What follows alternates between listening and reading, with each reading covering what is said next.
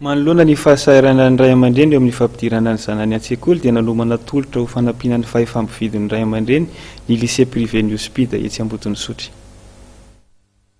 Lycée privé New Speed Ambotonsotry hopitan'ny Maristope akaikin'ny Total dia fampianarana ray misy ireto classe reto fampianarana ankapobeny 3e, 2e, 1e TA dia fampianarana technique ny 1e, 2e année, 3e année, G2, G3.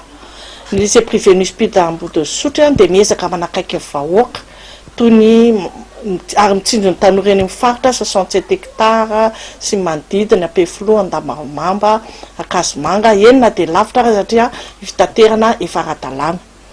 Ny lycée privé New Speed Ambotonsotry dia tsy manao ambanin-javatra velively ny fitezana sy ny fanabeazana ny tanora amin'izao vaninandro izao.